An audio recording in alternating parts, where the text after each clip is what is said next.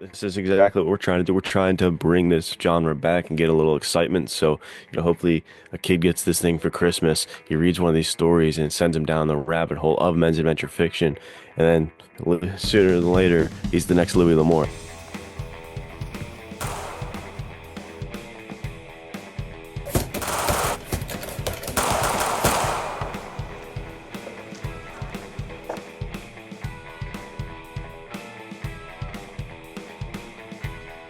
All right, guys, this is a big week. I'm very excited, super happy to be here with my man Nathaniel Hummel and to be here with all of you guys. It has been a blast here, the Men's Adventure Fiction podcast and the Men's Adventure Fiction Discord. If you guys aren't there yet, please hop in. The conversations have been great. The recommendations have been great. Such a supportive community, and I know I'm learning about so many great authors and so many great uh, stories that I would have never known about without this Discord. So thank you, Nathaniel, for putting this together for one, and thank all of you guys in the community who are here commenting and liking and sharing. And you guys are the lifeblood to this whole thing. And it's not about our podcast. It's about making Men's Adventure Fiction come back and have its day. Men's Adventure Fiction is so important to us. And that's kind of why we made this love letter to it with Fighting Heart of Man Volume 1. This is the week that this bad boy comes out. When you're seeing this, it'll be out, right, Nathaniel, if I'm not Yes, sir. mistaken. It came Oh, out this bad. yesterday. Wow.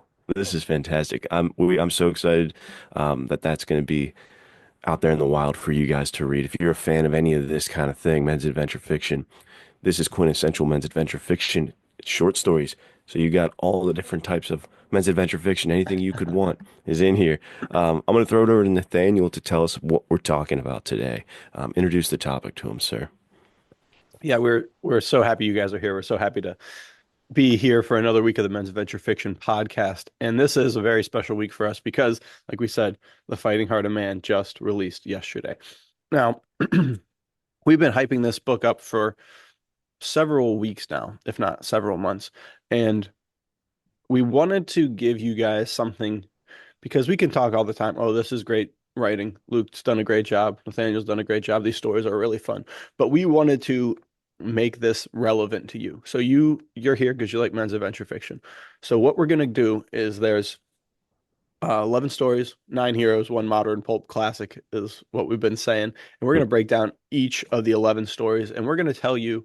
So you're thinking, all right, stop telling me about your work. We're going to do a little bit of two things here. We're going to give you each story a brief description of it, and then we're going to tell you if you like this type of story, this is why The Fighting Heart of Man is for you. So we're going to give you our inspiration, but also things that are similar kind of subgenres within the overarching men's adventure fiction genre that fit the bill for each of these stories. That way you can see like, oh, I was kind of wondering if I should read it, but all I know is that it's got a cool cover and says Fighting Heart of Man. I don't know if anything in there is going to be good for me, but now you will know. So by the end of this, you should know everything you need to know about The Fighting Heart of Man to buy one. Absolutely. And you'll get a bunch of fun recommendations of other things to read, watch, um, in the Yeah, sphere. So it'll be a good exactly. time. Good time for fans all around. And so the first one is The Blood Sail Race by L.S. Goodish. All We're just right. gonna jump right in. So, Luke, you want to drop on the people what this one's all about, and then Yeah. some Let's do it. recommendations.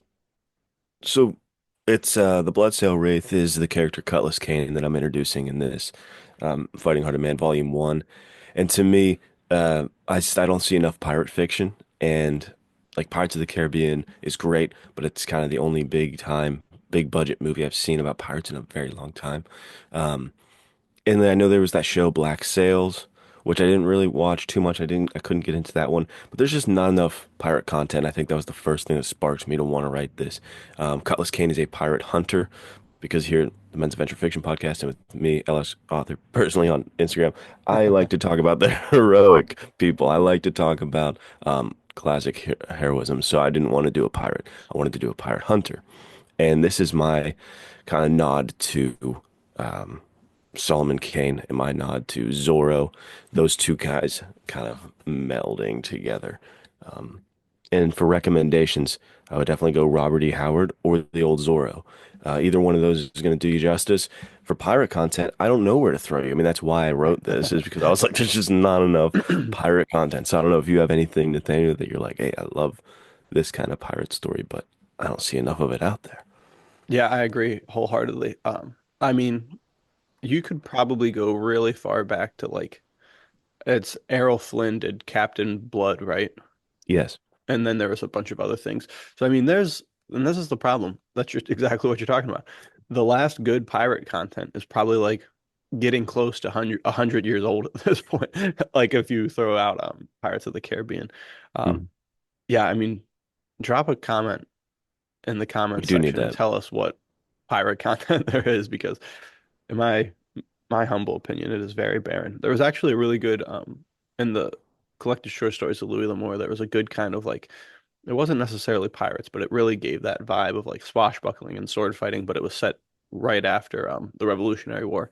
So kind of scratched that itch a little bit. But yeah, man, I think that you're on the money. We have like good characters like who kind of fit into the piracy mold. Like the Three Musketeers would be an example where there Right. are swashbucklers, but they're not on a ship. Um, I don't know. It's tough. It's a sad day for it used to be a sad day for people who wanted pirate content. Now it's no more. The Bloodsail Wraith is back. Cutlass Right. Cane's taking the world by storm. Yeah, great book. So yeah, if you want, I would say Solomon Kane meets Zorro. Either one of those will do you justice. But that brings us to the next one, a legacy of danger. This is your story, sir. Yeah. Hit him with it. Legacy of Danger is I've I really love old frontier stories. Um, I love the idea of a trapper going out in the mountains by himself, fighting bears, fighting Native Americans, fighting other trappers. So that was kind of where this story was born. This was originally actually one really long short story, but Luke was like, "There's a perfect breaking point. You should split that into two." So I ended up doing that, and I think that the story works really well because of that. But this one's kind of it dissects the idea of how far into savagery can you go without becoming too primal and losing your humanity. But it also partners with like the idea of we human beings are there's something that sets us apart from the rest of nature and the rest of animals. And so it's kind of like, oh yeah, we can go pretty far into like the primal animalistic side of things, but we can almost always come back. Or I guess that's really the question of the whole thing is like, how far can you go and still come back? And this one was heavily inspired by the early Sackett series by Louis L'Amour. So if you like those, I remember reading them and I actually was like, I like the later ones a lot better because the later ones are more like gunslinger cowboy stories.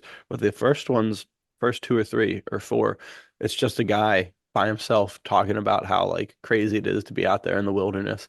And I think that's where Louis L'Amour kind of gets slept on is like he has these really deep beautiful, like poetic stories that he tells within his action adventure, men's adventure fiction stories, where kind of like you read it and you're like, oh yeah, I'm canceling my plans this weekend because I got to go camping because I need some of that Louis L'Amour out in the wilderness adventure. So I think that that was really one of my big inspirations. I said on the Instagram live we did a few days ago that also very heavily inspired by like the true stories of Davy Crockett and Daniel Boone, and then the tall tale fictionalized versions of both of those that came out in like the 60s with oddly enough Daniel Boone and Davy Crockett were both played by the same actor. I guess they like saw he would look good in a coonskin cap and like all right, send this man as many roles as we can. And then there's obviously the John Wayne Alamo movie too, which is great. So I think it's kind of like a really interesting time, like right before the Wild West, when the truly toughest of the tough men were actually already out west and they were hunting and trapping. So that's kind of where the inspiration came from. Yeah, you nailed it. Crushed it. I think Warrior's Path was the first Louis L'Amour book I ever picked up. I don't think it's the first one I read, but it was the first one I like saw at a bookstore. I was like, "What is this?" Bought it, and that was an early Sackett. I don't remember which number, but yeah, I totally get that vibe and that inspiration. And I think what you do so well that's new for the genre is I feel like so many times when it is that old school genre fiction, it's like we're going to just it's going to be a Western and it's going to have these tropes, boom, boom, boom. But you are so good at throwing in like what I love about swashbuckling or what I love about heists or like this kind of fiction. You put all of it into the heart of these characters so that, I mean, I'm not going to spoil anything, but the weapons of choice for this guy are sweet. And I'm like, you don't see that enough in Westerns. This is fantastic. So if you like I think that's what you bring as like the modern author who has, been able to see this body of work and take from people over the years that have done it so well and say, hey, I'm gonna add what's my own and I'm gonna kind of show you a new version of this.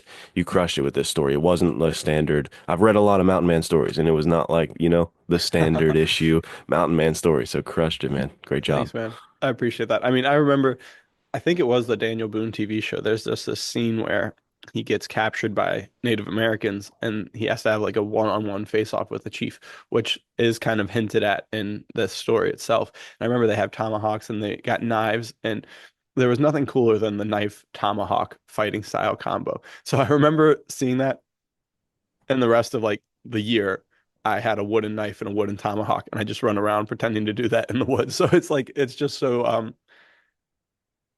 so close to my heart. So if you like this sort of stuff, if you like mountain men fighting in the woods, uh, check it out. And like I said, big both of these shows. I mean, the Davy Crockett movie I think is on Disney Plus actually.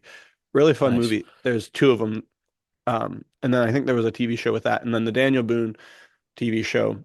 I don't know. It's aged well, and like it's not like offensive, like super racist or anything like that. But I don't know that it holds up from like content perspective. Like Right. you'll probably watch them and be like, okay, this is kind of a little boring. But I remember as a kid, dude, it was the coolest thing I've ever seen. Um, but Nice. yeah, yeah, great show. What's Fantastic. what's next on the docket? We got a Stranger in the Fire is next. Oh yeah, this one's awesome. So let me pull up the picture for this. This is a Western as well, but a different kind of take on it. What I wanted to do, and I'm going to try not to spoil it, because I guess one of the times I've talked about it, if you watched all the episodes, I did kind of spoil it, because one of the things is more of a reveal. But it's essentially a guy who had just robbed some banknotes, and is trying to get away with this crime, but it's winter, it's a blizzard, and his horse dies on him. And he's out there frigid, kind of taking inspiration from To Build a Fire, Jack London, kind of man against the elements, has to survive the snowstorm. And then as he's out there, things get weird and then weirder and weirder, and he finds himself kind of trapped in this horrific situation. And so, to me, I guess I would say if you like this, you would like Bone Tomahawk if you've seen that. Have you seen that, Nathaniel? I've not. It's on the list though. Okay. There Yeah, was a check couple that out. weeks ago. It was a big. Everyone was talking about it in the comments, and then I never got around to watching it. Yeah, I'd say it's kind of similar to that, where it's like Western and horror mixed. Not huge. Like I'm not a horror reader or anything, so I'm not saying I wrote a good horror story. I don't know what a good horror story would look like really, but there definitely is elements of horror and kind of putting a twist, a more modern twist on the Western. And so I'd say Django Unchained and Bone Tomahawk were like the two biggest pulls for me for this one. And honestly, some of the weird side plots in Red Dead Redemption, like when you're walking around in Red Dead Redemption 2 and there's like a hanging alarm or something and then like Yeah, words written in blood and stuff, I was like, I just want to see more exploration. Again, all of these are kind of born out of why don't I want to see this. I want to see more explanation or exploration of like detectives in the Wild West and like horror in the Wild West. I want to see more angles on that. So, yeah, if you like kind of strange, dark, mysterious type things in a Western and you like men's adventure fiction, you'll like this. There's a character that'll reveal himself. And I think he's kind of a fun person I might want to return to. He seems to have a messed up mind and kind of a tactical, strategic mind, and I enjoy wanting to write more stories for him. yeah, yeah. That's a really good one. Sorry, um, still a little sick. Um, I think that you hit perfectly on something that unfortunately has seemed to have been fading away from uh modern times, which is the Weird West genre, which I think this one definitely leans into and was a huge staple of the pulps for hundreds of years. or I guess 120 years or whatever, because it's only been 100 years since pulps kind of started. Um, I think that, I mean, that's when we were talking about doing this episode. I was like, I don't even know what to suggest because there's so many. I guess you could like buy a Weird West anthology. I'm sure there's Yeah. something like that on Amazon where it would kind of like go into this. But I think it's really good, the blending of, like you said, there's nothing quite like having one story be one way and then have it shift a little bit, which I think you did really Right. well. And then what I would personally recommend, not necessarily like this isn't a shot for shot recommendation, but kind of the same sort of Weird West horror elements in it would be, and this is also talking about you posted on Instagram about a men's adventure fiction comic coming out sometime soon. Yeah. Super exciting. So I'll go to the comic route here. I think it's called The Sixth Gun, and it's Yeah. a Western comic book, and basically each gun has a special kind of power that the user can have that helps them in some sort of way. And that sounds kind of cheesy, but it's really, really well done. Incredible series. I probably read a third of it, and I read like 20 of the issues. So it's a long one too. So if you like to read a Nice. lot of comic books, check that one out because it'll fit this bill perfectly. Like you said, the stuff written in blood and signs hanging, there's definitely a lot of that, or like weird almost ritualistic things where Yeah. the hero has to get out of. So men's adventure fiction and horror, you can't beat it. Can't beat it. The Mummy, the perfect combo. Exactly. All right, man. Bring us to Don't Bet on It. Look at All that. right. Very nice. Yeah. Um, Don't Bet on It was born from the idea of writing a Western without a horse because I wanted to film this. So I actually, and I said this before, I have a location picked out exactly for how I had this in mind, in my mind. Um, but it's heavily inspired by um, old Western TV shows. So I'm thinking Bat Masterson, the Maverick series, and this other TV show called Yancey Derringer. And what I really like about all of these shows, and also honestly a little bit inspired by Zorro too, and it's not so much the story or the content is specifically inspired by those, but what I love about those shows. So if you love a cowboy who is a cowboy, like dressed like a cowboy, does cowboy stuff, but then he flips the switch and he goes to almost like James Bond in the West. Because Bat Masterson would always wear a bowler. He would wear like a three-piece suit. He'd have a cane. He'd have a pistol for a quick draw, and he was the fastest in the West, either with the cane or the pistol. So he would be just cracking people on the head with the cane, Smash ya. knocking their guns out of their hand before they could even get it. I think one scene, sometimes they would overuse the cane. This show used to be free on Amazon Prime. Unfortunately, it's not, and I haven't been able to find it since. But there's one scene where like he's at the bar and some guy's getting kind of rowdy, and he like sticks his cane right into the guy's trigger guard and whips his pistol out of his holster. I was like, dude, Sweet. they're just manufacturing reasons for this guy to use his cane. It's so sick. Um, Yancey Derringer was a New Orleans gambler, like a riverboat gambler. So he's always Mhm. wearing a tuxedo, but in the crown of his hat, he obviously has a Derringer, and then he's got one in his sleeve, and he's got a switchblade.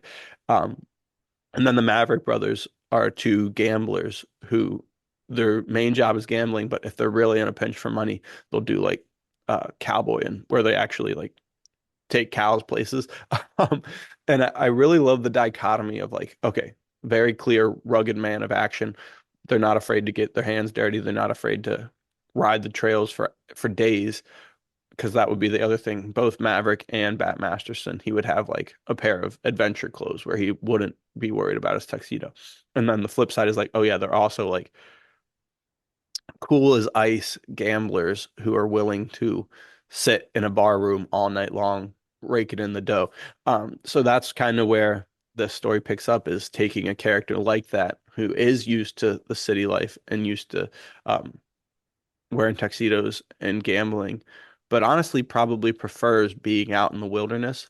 But instead of trapping and hunting and freezing his ass off during the winter, he heads into town and he makes his bundle with gambling so that he can go back out and live so he's kind of like a part-time city guy, part-time country guy, wishes he was in the country more, but he's got to make his money to do it.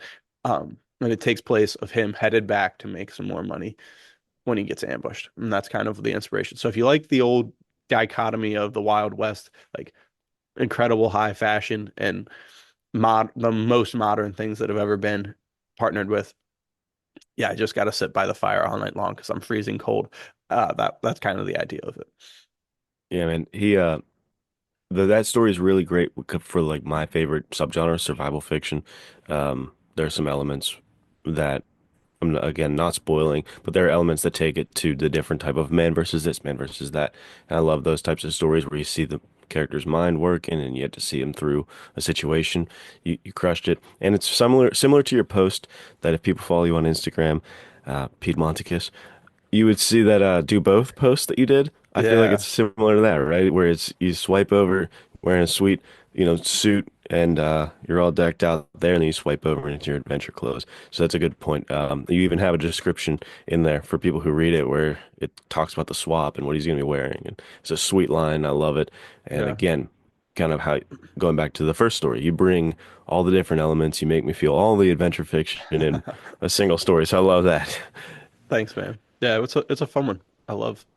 I love that because it's not, and this is the to your point. I'm writing the stuff that I want to read because Right. there's not really a lot of stuff like that. I mean, I listed 3 TV shows, but all of them are like made in the Very, 60s. yeah, very old. So very, Yeah, very old stuff. very long ago. Dude, I think the next one is my very favorite one of the whole series, like the whole collection. Yeah, This is my favorite, dude. Change of Heart. Look thanks, at man. this. This story. I'll let you get to it, but man, I'm gonna reread this over and over and over again. This is like literally peak adventure fiction. I love this story. Go Um, ahead. Change of Heart is my, I guess, love letter to use the phrase that you were using for Vipers and Red Rocks. Yeah. Love letter to kind of the late 1800s, early 1900s, uh, shanghaied off to the Foreign Legion type of deal. Uh, I did not do a ton of research on the Foreign Legion, but I did watch Secondhand Lions a That's all ton you need. growing up, and that's all you need. So I remember as a kid, dude, my parents showed me Secondhand Lions, and I was like, this movie is so cool. But probably 60% of it is old Hub and Garth Yeah. McCann and not young Hub just killing it in the deserts of Africa. So I remember just fast forwarding to those scenes and watching them on repeat. That it literally has everything. So if you like those scenes from Secondhand Lions, then this story is for you.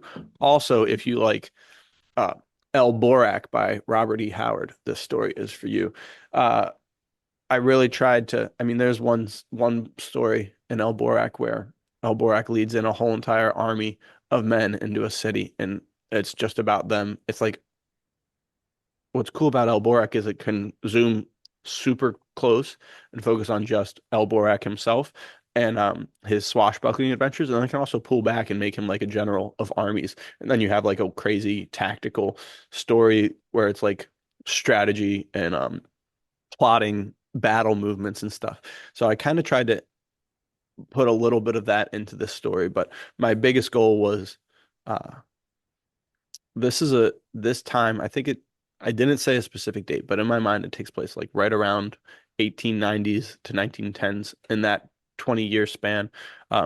Which is wild because that's at the same time as the Wild West to some degree. So it would be cool to have Yeah. like a story that references things that happen with Giacomo Ferrantino's character, but with someone in the Wild West. Who knows? We'll see what happens in future volumes of The Fighting Heart of Man. But this one, I just wanted sword fights. I wanted a crazy location. Um, like I said, the scenes in Secondhand Lions heavily inspired this, and it's kind of something that I've always dreamed about. So if you like the Secondhand Lions and wanted more like that, because that was the other thing. It's like, okay, I want to see a feature-length film of the adventures of Hub when he was young, and that's never going to happen. So I was like, all right, I'll just write it. I guess I'll try and write something like that. Yeah, man. I want to get this story like dissect it out, put into its own thing, maybe a light novel with several images in it, like El Borak. Yeah. And I want it to be the bedtime story for my son as soon as he's like ish, a little bit older, and I just want to read this story every night because it is like peak men's adventure fiction. Again, I'm not going to spoil any plot points, but it has everything you could ever want from the genre, and it just makes me feel so pumped up. Even now, I'm talking about it. I'm getting excited. Blood pressure's rising a little bit. I want to make a video about this video. Or about this story. I'm still thinking about how I want to do that, but I want to once the book comes out, I want to do like a whole kind of discussion about it because I love this one so much. So kudos to you, man. That's my favorite one, but I love Thanks, it. man. Yeah, I really enjoyed writing that one. I think it's also probably like, I mean, it's called Change of Heart for a reason. So I think he may be the most dynamic character I've written. Right. So He's a great character. He better come back. Volume two, three, four, all of them. I hope so. Gets his own novel, please. Yeah. Well, and that's the other thing too, is I think that there's a spot in me that's always wanted to make some sort of film like this, but it's very hard to Yeah. do stuff that's historical. Um, so then you have to worry about so many things like, oh, visually it has to look right. You have to get to the right locations and stuff like that. So I think that he will keep coming back because I want to tell stories like that, but I can't do it in any other medium yet. But yeah. Yeah, I was gonna say, I mean, looking at this mustache right now, I think you're perfect for for Jock, and we'll have to get that to Thanks, man. be possible one day because we need to see that. You're Yeah, perfect for him. it would be fun. Absolutely. All right, so that brings us to next one is Between the Ropes, which Yeah. is a boxing story. And if you guys know me, I've got a love for the boxing genre, from Rocky to The Professional. It's like my favorite novel of all time, which is a book, The Contender book series. I just love sports films in general, I guess because they're, to me, always been such a great metaphor for life and any kind of aspect within it you want to talk about. It's a great kind of battleground as a writer to work issues out. And so with Between the Ropes, it was that again. And I have a multitude of health issues, and my relationship with boxing has always been kind of fluid and changing, and what doctors will and will not allow me to do. And so this story is a little bit about identity and legacy and relationship to the sport. And I'd say I don't want to like not sell it or do the reverse of selling, but it's the least men's adventure fiction, more of like a character study on this guy. But it's a fighting heart of man is the phrase here. And this man has a fighting heart. Something happens that's kind of fizzling that fire, and it's about reclaiming your destiny, your legacy, and getting your fighting heart of man back. That's kind of what the story is. And I think hopefully it just speaks to all of us who might feel like that quiet desperation quote from time to time in our life where we're like, hey, I'm just not feeling it. I'm not doing it. How is this my life? How am I, why am I stuck in this situation or that situation? My life isn't what I want it to be. So it's kind of one of those stories where you're looking at this character regain the flame of like his passion and everything like that, and getting the fire in his belly. Yeah, I think you're selling yourself short saying it's not men's adventure fiction. When I was thinking about this, I was and trying to think of things to suggest like it. I didn't have anything right off the top of my head, but I think that boxing is a huge aspect of so many men's adventure fiction stories. So I think that it was really good. I mean, you'll read this story and your mustache will fill in immediately. This is up there as one of my favorites because I think that it does exactly what you intend for it to do, where it pulls you in and you think like, man, life can be really bad and it's so easy to want to give up.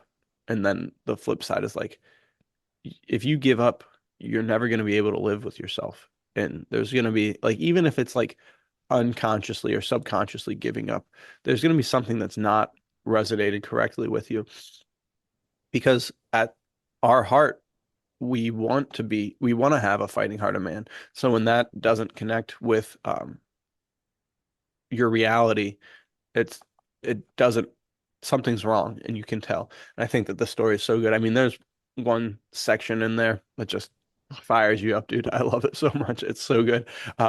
So yeah, you guys are gonna love this. And like you said, I think that I'd be hard pressed to pick out specific stories. Like if you like this, you'll like this. I mean, obviously, if you like the Rocky franchise, you'll like this. Right. If you like I know Louis L'Amour wrote some really, really good boxing stories. Even if you like the Daredevil TV show, I feel like there's a lot of themes in that show where it's like, I mean, I think his dad literally says, Maddie, when you get knocked down, you get back up. So I think that that kind of like weaves its way through this story, and it'll really just, if you like stories where the hero has to overcome an internal struggle as well as an external struggle, then you're gonna love this one. Thanks, man. Yeah, and for recommendations, The Professional is my favorite book ever, so pick up The Professional.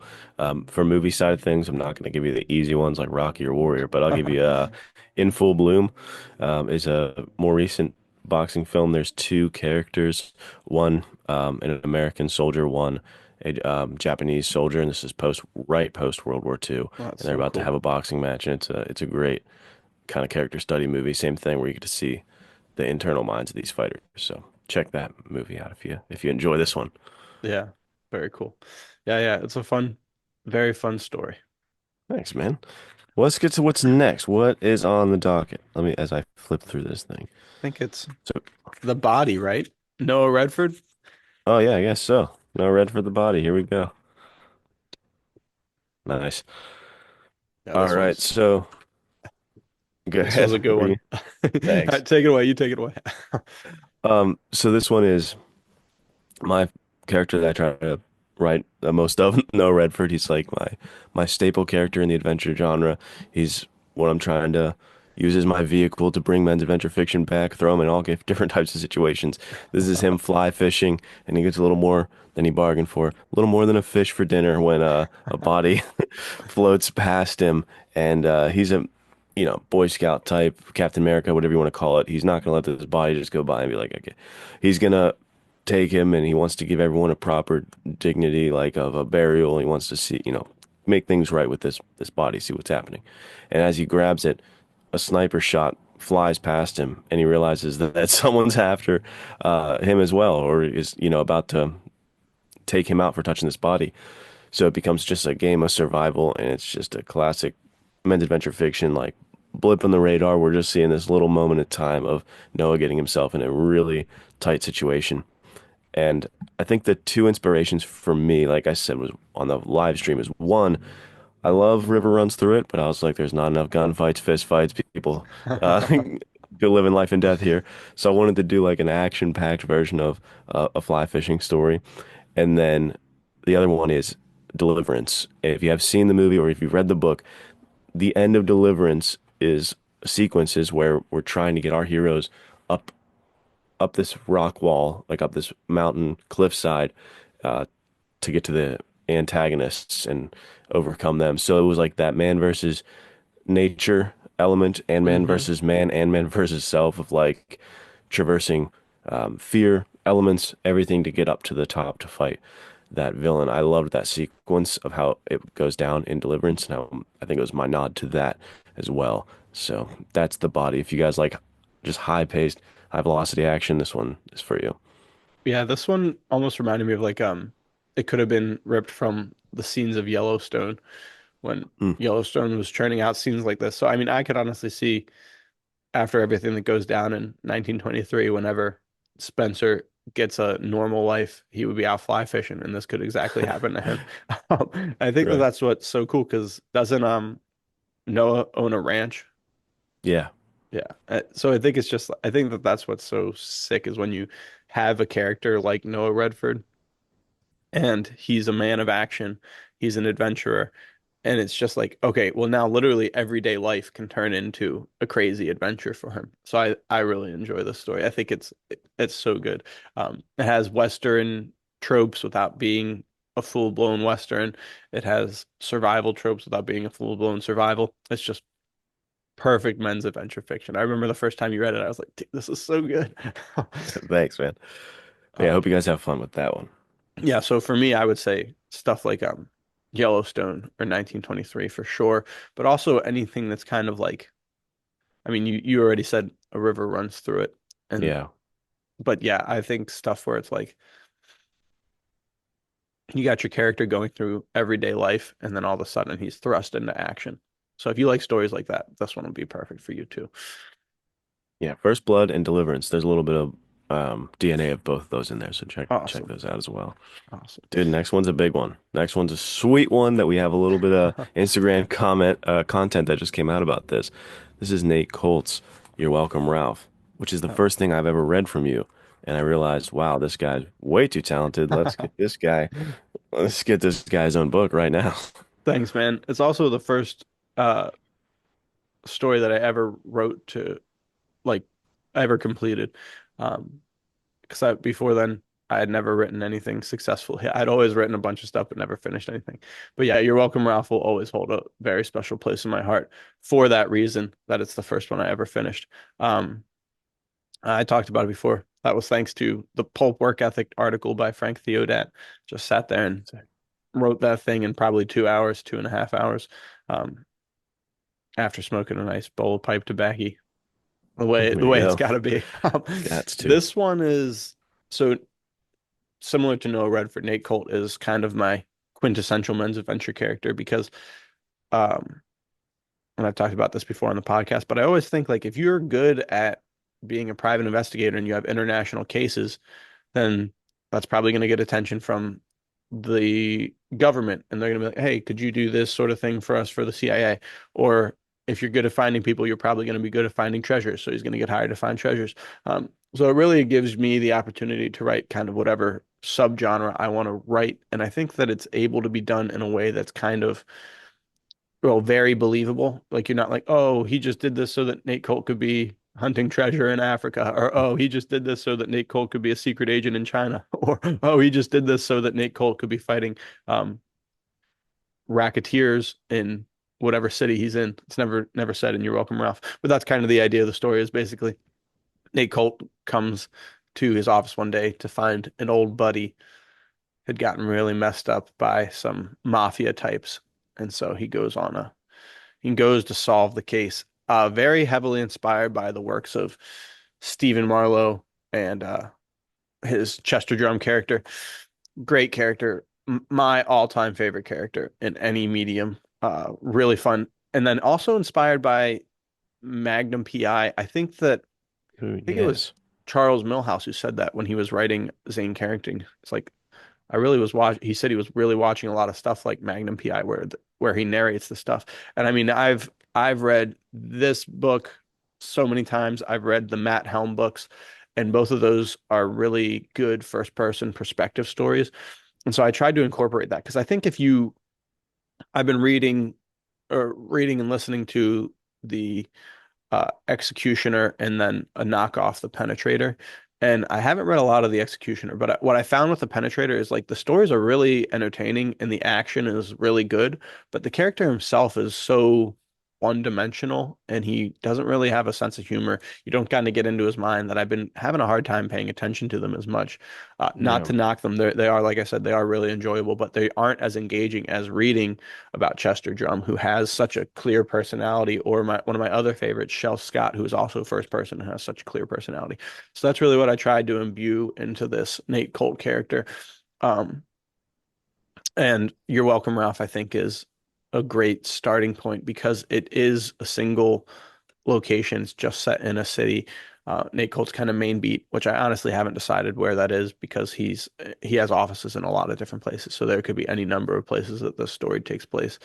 Um, but it's fun. It's if you like John Wick, I tried to write something like that. I think that it comes back to I've read a ton of noir, and a lot of times they're really, really good. But I always am like, all right, I wish there was maybe one or two more fist fights or one or two more gunfights. So that's what I tried to do. I tried to add, or flip side, I love watching the John Wick movies, but when I watch them, I'm like, I just wish there was like a tiny bit more substance to the plot, you know? Right. Or when you watch like the Mission Impossible movies, and it's like, this is great. These the plots are very chock full of stuff. There's a lot of plot points and beats, but I just wish there was like a smidge more fighting. Like the chase scenes are great, but I want like more hand to hand, like we talked about last week. Like, give me a little more hand to hand, give me a little more gunfights. And this is what I try to do with the Dane Colt character. That's what I tried to do with You're Welcome, Ralph. So if you like those, this is going to be me answering the question that I've always asked: Why isn't there more more of this in this genre? So Yeah, man. I To your point, I don't remember if we ever talked about it here on the podcast or if this was private conversation, you and me, but that is what you said about Nate Colt's personality and that style of writing is nail on the head because that's what I love and what sucks me in about these. We're gonna get to his other one here too, Jade Dagger. Both of these stories just like dude, I could watch or not watch. I could read or listen to those guys like Nate Colt talk all day. I could just sit there for 18 hours listening to this guy give a monologue because he's just got the funniest way of saying things and like I don't know. He's like semi-sarcastic, dry humor. He's serious when he needs to be. He's Yeah. great. He's just I don't think to your point, I can't think of another action hero who does that. Who like strikes the balance well enough. Because if they do a little bit like we're gonna have a personality with this guy, then it's like Star-Lord or something. Like he's got to Yeah. be the funny guy or like Deadpool. He's not, and like Nate Colt's not the funny guy by any means. He's super serious. I know he would kill me in a second. Like he's that kind of dangerous, rugged guy, but he's also got a personality. He's not dry to the point where it's like, who can this guy smile? Can he have Yeah. a drink with me? Or like, are we gonna be able to talk, or is he just a cardboard box who can fight? Like, I love that you strike that balance, man. Well, honestly, that's like, I don't know if it's imposter syndrome really, but it's like, I often think if anyone actually took the time to read a Chester Drum story, any one of them, they would be like, they'd read my stuff and they would just call plagiarism because I love that Yeah, about Chester Drum is he's the exact same way. Like he's a little more serious than Nate Cole, I think. But you read this stuff and you're like, why am I laughing? He's like describing a dead body. Like, what's going on? And I think it's because of that exact thing where it's like he's a man of he's just a regular guy, a comprehensive man, but he's dealing with very like challenging things. And the old adage, like you either laugh about it or you cry about it. It's like I would much rather laugh. Like life is yeah, bad enough. I'm gonna try and have a good time. Um, but yeah, thank you for that. I really appreciate that compliment, of man. course, man. You crushed it, buddy. Thanks. Well, and What's next? I think Go ahead. it's your boy Noah Redford Okay. safety deposit box. This one to that point. I feel like the exact same thing about Noah Redford. I mean, I've said it before and I'll say it again. And I'll one day I'll say that it actually is the case. He's climbing the ranks to the top 10, dude. I don't know where he is right now, but he's up there in my favorite characters of all time. Because every time I read a Noah Redford story, I know the unspoken desires of what I want in men's adventure fiction are going to be answered. And I didn't even have to say them out loud. So I remember you sent this one to me. You're like, this one, I'm taking Noah out of like the jungle out of the mountains and I'm putting him in a city. And I was like, all right, send it. I'm ready. Yeah, man. This I feel like I don't even know if we did this on purpose or not, but these two work together back to back so very well. Yeah, they do. They're like very complementary to each other because for the safe deposit box, it's no Redford finds himself in New York, and again, if you know him, he's the Boy Scout. He's the Captain America type. He sees a girl getting treated poorly by this guy. He's kind of yelling at her, grabbing at her, and pulling her out into the alley. And he's got nothing better to do, so why not follow out and onto the street and see what's happening? And as he does that, as he steps out into the streets, he steps into this mafia war that's going on essentially So and gets sick. himself into a tight situation, way tighter than he expected when just trying to help this girl. So I like this story because it has like twists and turns, and I tried. That was my like intention was I wanted to just at every turn be like, all right, well the story's not going to do that. No, the story's not going to do that, and just keep switching what the audience would think is going to happen because that was the whole idea of the story, right? No, Redford's constantly flying planes or in the jungle or on his ranch doing stuff very rugged. But let's see the other side. Let's see him in a suit, pea coat out in the city. Let's see him somewhere completely different. Yeah. Um, and to your point of like man of action, he's going to find a way. And that's honestly, I think it's going to become one of those things where uh, it'll be like an inside joke for the people who really know Redford is like this guy can't help but find a horrible situation to be in Yeah. because he never really he's not like Nate Colt or like Mission Impossible Ethan Hunt where he's getting missions like he's technically just supposed to be a rancher and he's constantly getting into problems. So it's just going to be kind of funny of like can this guy ever go anywhere without having a problem following him? Yeah, I love it. I think that and is where I would say true of both Nate Colt and Noah Redford. I don't know about you, but all my life I remember hearing about these like characters, kind of like Doc Savage-esque, but just like characters who are just adventurers. And everyone's like, "Oh yeah, this is the inspiration for Indiana Jones. Like, go read the pulps, go look at the old TV serials." And then I tried to find them, and it was very hard to find these things. And if you could find them, you'd find like one character in a short story collection, and that would be the only place to find it. But and the closest I've ever found was Ponga Jim, which I said before.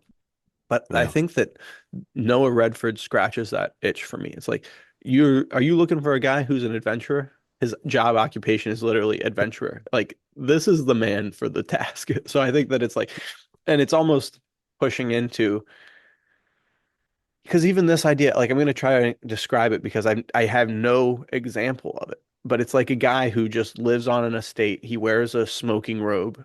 Um, Random cases just come across this thing. He's like, all right, go get the private jet. We're taking off on this adventure. And it's like the both Nate Colt and Noah Redford are kind of like that. It's like it doesn't matter what the job is. I'm taking it. And I'm not taking it because I need the Right. money. I'm taking it because I need the adventure.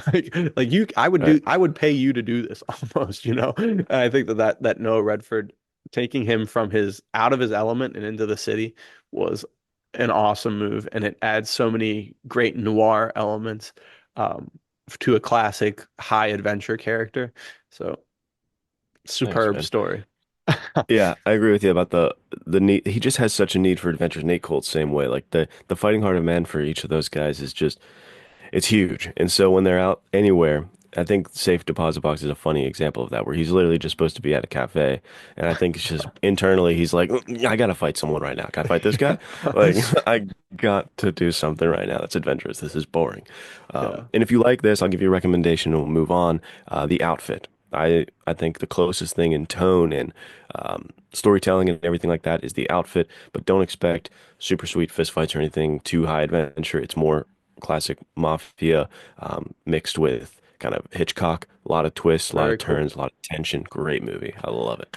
That's awesome. Yeah, I that's been on my radar for a long time. When I lived in Colorado, a guy said that I should check it out, but I haven't gotten around to it. But You'll I, like it. I loved Safe Deposit Box, so now I gotta I gotta read it or watch it. This is the new one, which is like what, 2022? Not Yeah, the yeah, outfit something starring like like that. there's one with Lee Marvin, right? That's not what we're talking about. Yeah, that's cool. I didn't know that. Yeah, different movie entirely. I think that one might even be a The Hunter, that series. Yeah, Forgetting right now, but it's one of Parker. those. Yeah, Parker. Okay, Exactly. yeah, Yeah. yeah, yeah. I think that's a Parker movie. Yeah, nice. Let us know in the comments if we're wrong because we might be totally wrong. I don't even know about it at all. So I'm out of my depth. Oh, All right, man. Next one, we're back to our boy Nate Colt, oh J yeah. Dagger. Let's So he's in go. the jungle, huh? Yep, Tell this us about one's it. I think I said this on the live, but everyone's always been like, "Oh, Nate Colt's kind of just like Nathan Drake." But Nate Colt, in all fiction that I've ever written, except for the very first Adventures of Wanderer web series episode, which was made when I was like 16 or something, he never really searches for treasure. The whole series on the internet has been building up to a treasure hunt, and as season three comes up in the new year, you will see a lot of that. And that's the goal is to make it very much a globe-trotting treasure hunting adventure. Because, like I said, I've been looking for stories like that for years. Um, Huge inspiration would be the Uncharted games to that point that Nathan Drake and Nate Colt are pretty similar. Also Indiana Jones, also the Mission Impossible movies. So I think that this touches back to that like Nathan Drake is also one of my favorite characters of all time, but you never get a ton of sophistication from him. Like sometimes he'll wear a tuxedo or a suit, but most of the time it's just like we're going straight for the fist fights and the gunfights in the jungle. So I tried. That's what my idea was with Nate Colt is like I want him to be able to have a foot in all camps and do all sorts of adventures. But this one is just a classic treasure hunting story. It jumps into the middle of Nate Colt on a treasure hunt. He's already gotten from two legs of the hunt because I didn't have, it's a short story. I couldn't write a full novel about him going to the temple and going to the other place and then getting to the place that's carved out of stone in the side of a cliff for the final part. So it picks up towards the end. But what's cool about stories like this is that maybe I could always flesh this out into a longer novella eventually. But that's not on the radar right now. But yeah, this one, uh, like I said earlier about You're Welcome, Ralph, this is for people who like watch a Mission Impossible movie and they want more gunfights. This is for someone who watches a John Wick movie and they want more story. This is for someone who loves the Uncharted games or the Indiana Jones games or the Tomb Raider games and wants more content like that. Because like Luke said earlier in the episode, I'm writing the stuff that I feel like there's a hole in the market for, because not because I want to capitalize on that and make money, but because I want more of that content in my Right. life. Like I'm writing the stories that I want to read. So writing this one, it's like he's jumping from a balcony that's made of stone that's thousands of years old and it's crumbling beneath his feet, and now he has to run and climb to the edge. Like it's stuff like that that I remember playing outside, jumping in the grass and pretending that the grass was falling away beneath me. It's stuff that I always dreamed of being. And I'm sure that there's people who do have treasure hunts now. And I'm sure that there's probably like black market sides of it where there are gunfights. Uh, that is not my life, unfortunately. Unfortunately, I'm sure that it's probably not fun getting shot at all the time. But that's what I always dreamed of growing up, specifically that, because I think that there's something, and I mean, we talked about this with Terrence on the episode about King Solomon's mines. There's something in the heart of man that like wants to find new things, but also to find things that have been lost and forgotten and gone forever. To be the first one to set eyes on something that never has been seen in hundreds of years is one of the coolest things. I used to do a lot of urban exploration and going to these places that are like untouched or very unknown and finding like they're not ancient. They're like 40 years old, but to me at the time it's like these are ancient ruins, dude. I'm Yeah. actually living the uncharted life. So that's the DNA of Nate Colton, the Jade Dagger, because I love those stories. That's the dream. Yeah. I think this one clocks in probably a second favorite for me, right under the Change of Heart. I think Those Thanks, those man. both those both give me that like adrenaline and stomach type feeling that you're like, I even talking about it now, I'm excited about them because it's exactly what we want from this genre. And to your point, it's not like we're writing this because it's like, ooh, untouched market. It's like we've been obsessed with this our whole lives. We've been playing these things out, and this is the better alternative than us just pretending to be Nate Cole out in the the woods by ourselves and people calling the cops like there's a guy out here with Yeah. I it's was gonna writing say these. I don't know about better. I think just more more feasible. Yeah. Right. And it can allow us to do more things, right? I mean, Yeah, this is yeah. so cinematic. This is so large in scope while being a short story. That's what really impressed me is like I could see it visually and it was like stunningly like huge in scope. And I loved how big and adventurous and epic it felt. This is a great adventure story, peak adventure story for if you like The Mummy and things like that. For me, I got those Rick O'Connell Mummy vibes as far as like locations Yeah. and things like that. Awesome. You Thanks, crushed it. man. I appreciate that. Yeah, it was really fun to write. I'm excited for people to read these, dude. Yeah, I'm me very too. excited. And you can read them now. That's wild. It's out. It's time. Yeah, there's a link below. You can buy this book in either ebook or a trusty paperback, which is pretty sick. Nailed the size. It's a little thicker, but it's exactly the same size as the Chester Drum books. That's Uh, amazing. So you can put it right in your back pocket and go on an adventure in dude, real I life. don't want to see a cover intact from you guys I reading this. know. This thing needs to be all ding. I mean, maybe buy one that's a travel adventure one that you just get absolutely like covered in dirt on the pages, and then one that you have for pristine Yeah. reasons. And on the Discord, you can show us whoever's got the most messed up version of this book Oh yeah. is the ultimate adventurer. And this Or brings us to number 11, right? The yeah, this final is it. story. If I could ever find it in my copy. Yeah. Let me see if I can find it. This Yeah, I one, got it. this one's a Cowboy and the Criminal, masterpiece. baby.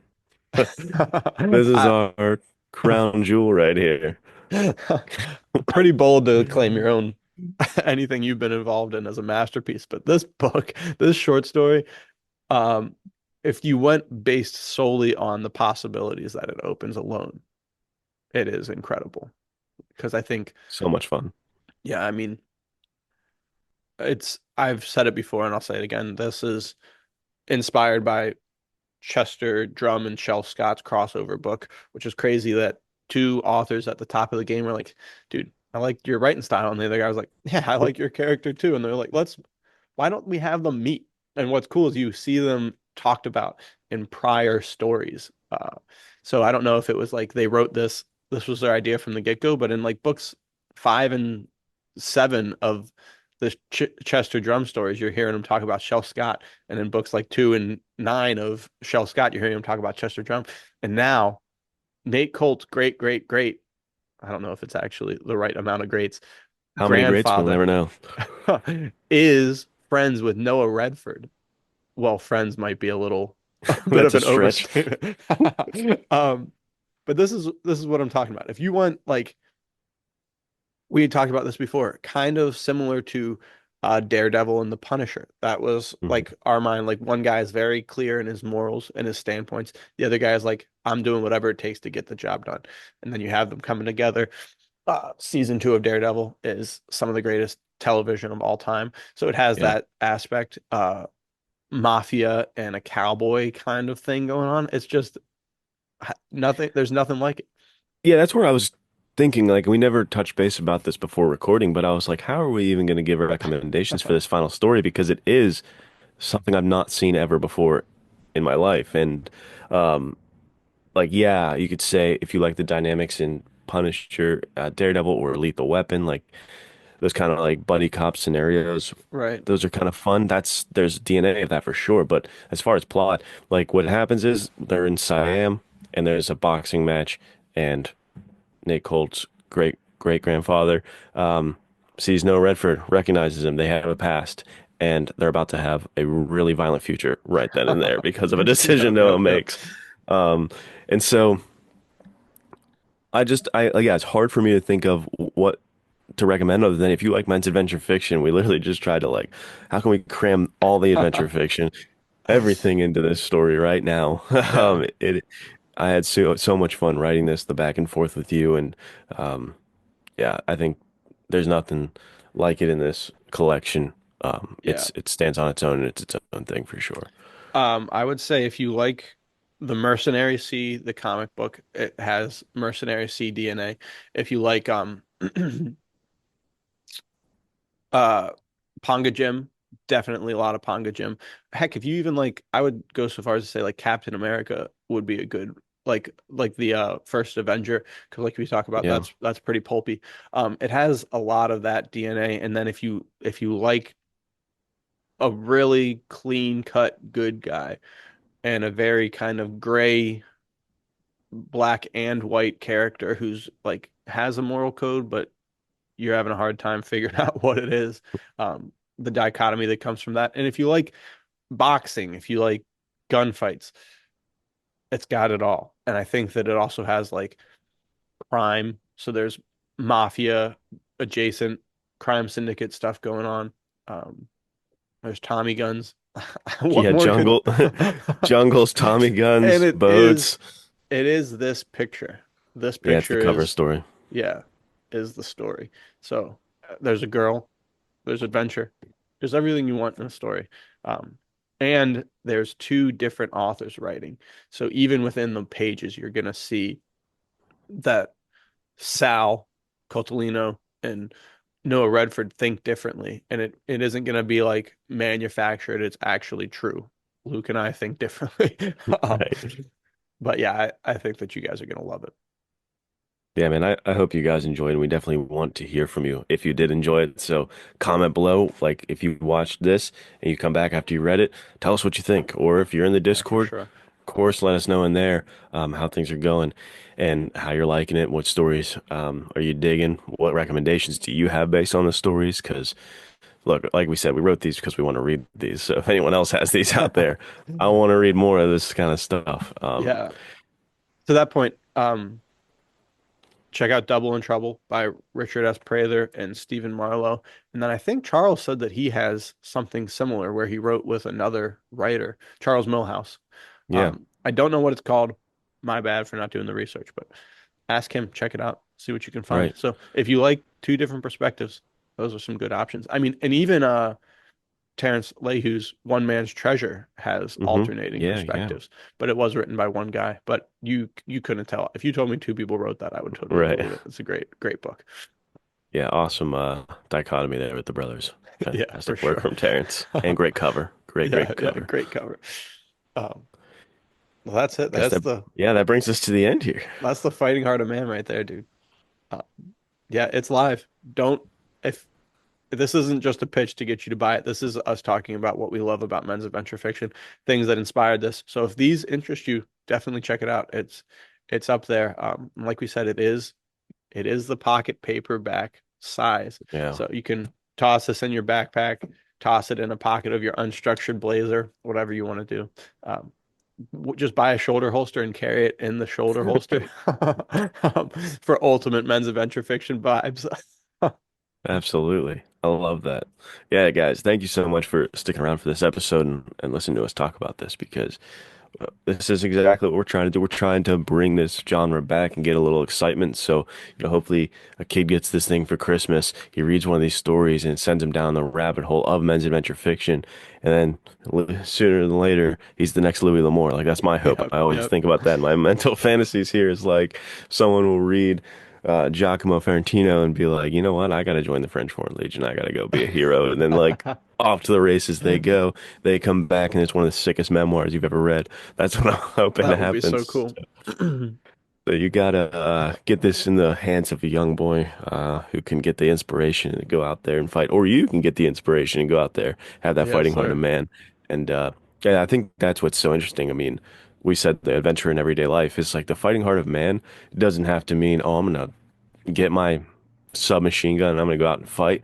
Like it can also mean I'm gonna write that book that I keep saying I'm gonna write, or I can Right. start that business I keep saying I'm gonna start. The Fighting Heart of Man.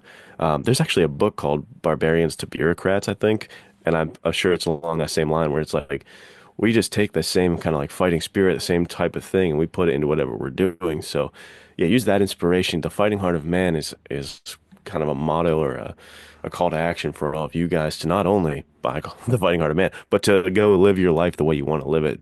Live it Yeah. like an adventure and be the hero you want to be. So that's my hope and that's my final pitch for the Fighting Heart of Man. Dude, if that doesn't hype you up, I don't know what will. I want to read this book just because of that, so that I can have a little more of that fighting heart of man in my life. Well, so well said, dude. You got to go after everyday life with the same ferocity you'd go after uh, the racketeers who hurt your friend, or that The guy J who was Dagger. beating up that woman, or um, how you have to convince yourself to keep going after terrible things have happened, like in between the ropes. Uh, yeah, Yeah, good times, get man. get the I'm fighting excited heart for of you man. guys to read this. Um, and I think instead of a segment this week, we are actually gonna attach the live action trailer for the Fighting Heart of Men to the end of this episode.